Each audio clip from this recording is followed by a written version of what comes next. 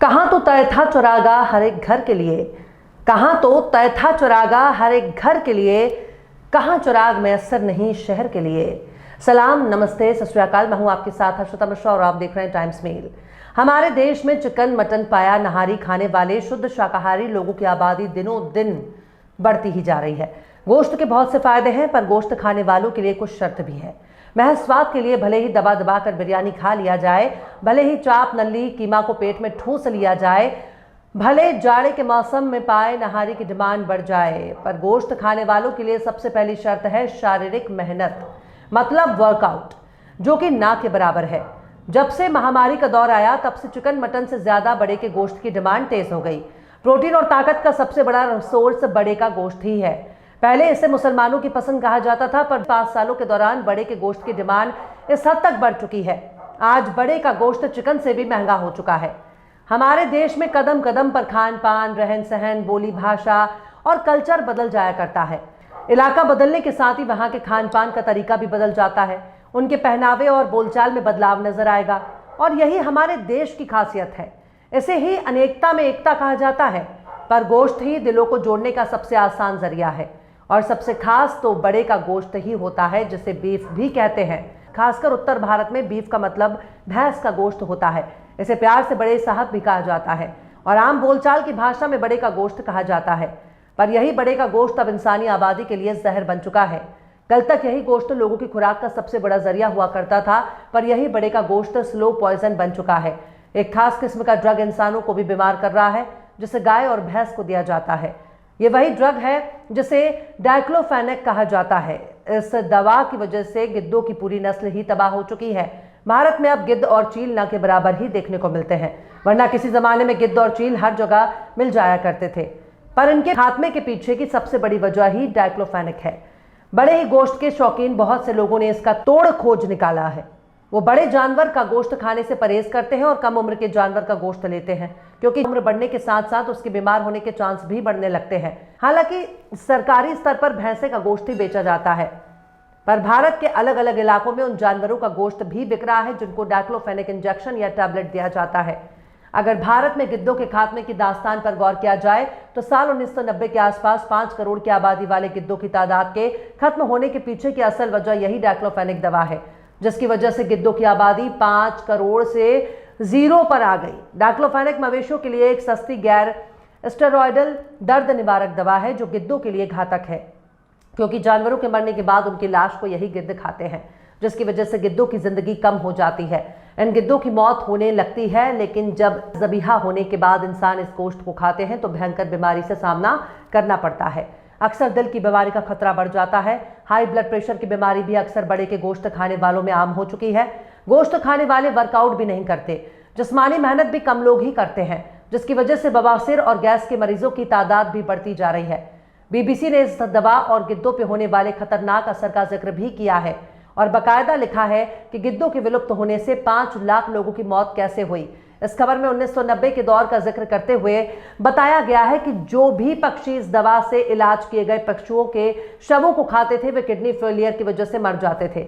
इस खबर में बीबीसी ने एक जांच रिपोर्ट का हवाला भी दिया है, और स्टेट ऑफ इंडियाज बर्ड्स की नई रिपोर्ट के हवाले से बताया है कि साल 2006 में पशुओं के इलाज में डाइक्लोफेनेक दवा के इस्तेमाल पर पाबंदी लगाने के कुछ इलाकों में गिद्धों की मौतों में गिरावट आई है, लेकिन कम से कम 3 प्रजातियां ऐसी थीं जिन पर इसका लंबा असर हुआ, और इन्हें 91 से 98% तक नुकसान झेलना पड़ा। बीबीसी ने अमेरिकन इकोनॉमिक एसोसिएशन जनरल में प्रकाशित अध्ययन के हवाले से बताया कि अनजाने में इन पक्षियों की मौत की वजह से घातक बैक्टीरिया और संक्रमण फैला। इससे 5 वर्षों में करीब 5 लाख लोगों की मौत हुई। अमेरिकन इकोनॉमिक एसोसिएशन जनरल में प्रकाशित अध्ययन में एक लेखक और शिकागो विश्वविद्यालय के Harris school of public policy में सहायक प्रोफेसर इयाल फ्रैक कहते हैं कि ऐसा माना जाता है कि गिद्ध प्रकृति को स्वच्छ रखते हैं। वे हमारे पर्यावरण से बैक्टीरिया और बीमारी से मारे गए जानवरों को हटाने में महत्वपूर्ण भूमिका निभाते हैं। उनके बिना बीमारी फैल सकती है। शोधकर्ताओं का अनुमान है कि साल 2000 और 2005 के बीच गिद्धों की आबादी घटने की वजह से हर साल करीब 1 लाख से ज्यादा लोगों की मौत हुई है। ये मौतें ऐसी बीमारियों और बैक्टीरिया के फैलने की वजह से हुई जिन्हें आमतौर पर गिद्ध पर्यावरण से दूर कर देते थे। मसलन गिद्धों के बिना आवारा कुत्तों की आबादी बढ़ गई और इंसानों को रेबीज जैसी बीमारी का सामना करना पड़ा। उस दौरान रेबीज के टीके की बिक्री बढ़ी, लेकिन टीके पर्याप्त मात्रा में उपलब्ध नहीं थे। गिद्धों के उलट कुत्ते सड़ते अवशेषों को साफ नहीं कर सकते थे, जिसकी वजह से बैक्टीरिया पीने के पानी तक पहुंच गया। पानी में मल जनित बैक्टीरिया 2 गुने से भी ज्यादा हो गए। वॉरविक विश्वविद्यालय में एसोसिएट प्रोफेसर और इस अध्ययन के सहलेखक सुदर्शन कहते हैं कि भारत में गिद्धों की संख्या गिरना विशेष रूप से इस बात का स्पष्ट उदाहरण है कि किसी प्रजाति के खत्म होने से मनुष्यों को कितनी भारी और अप्रत्याशित कीमत चुकानी पड़ सकती है। बीते साल 20 गिद्धों को पाला गया, उनके पैरों पर सैटेलाइट टैग्स लगाए गए और फिर उन्हें पश्चिम बंगाल के एक टाइगर रिजर्व में छोड़ दिया गया। बीबीसी ने बताया कि हाल में हुए एक सर्वे में दक्षिण भारत में 300 से अधिक गिद्ध दर्ज किए गए। हालांकि अभी भी ये नाकाफी है। गिद्धों की आबादी को बढ़ाने के लिए अभी बहुत काम करने की जरूरत है। गौर करने वाली बात यह है कि गाय और भैंसों के मरने के बाद उसे खुले इलाके में छोड़ दिया जाता है, जिसे गिद्ध साफ करते थे, लेकिन महज एक दवा ने गिद्धों की पूरी नस्ल ही तबाह कर दी है। लेकिन अब जब इसी जानवर का मांस लोगों के पेट में जाता है, ज्यादातर लोगों की यही शिकायत होती है, उन्हें गोश्त खाने से तकलीफ बढ़ने लगती है। सरकार को टैक्स और मुनाफे से मतलब है, वो इस तरह से जानवरों के ज़बीहे पर रोक नहीं लगाती। जिस मांस को खाकर गिद्ध खत्म हो गए, क्या उसी मांस को खाकर कोई सेहतमंद रह सकता है? ये सबसे बड़ा सवाल है, जिसका जवाब हुकूमत नहीं दे रही है। चिकन का भी कुछ ऐसा ही हाल है। उन्हें ऐसे खुराक दी जा रही है जिसकी वजह से उनका वजन बढ़ रहा है और कम वक्त में चिकन 2 किलो के करीब होता है। इनका सेवन करने वाले भी अपनी तकलीफों को बयान करते नहीं थकते। मटन का गोश्त सबसे महंगा है, बीफ प्रोटीन का एक अच्छा सोर्स है। इन जानवरों को दी जाने वाली खतरनाक दवाइयों के असर को आखिर कैसे कम किया जाए? तालाब में पाले जाने वाली मछलियों को खिलाने वाले चारे में भी दवाइयां और केमिकल की भरमार होती है।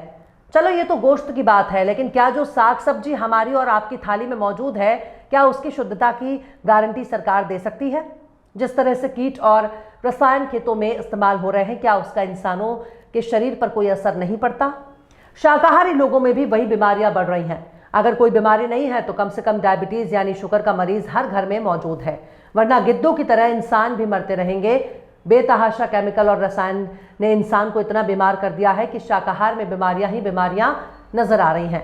सब्जियों के ऊंचे दाम की वजह से भी लोग गोश्त की तरफ भागे चले जाते हैं। चिकन और आलू में कोई फर्क भी नहीं रह गया, पर इसके पीछे की सबसे बड़ी वजह केमिकल की खुली छूट, जो इंसानों के लिए जहर बन चुका है। फिलहाल इस खबर में बस इतना ही।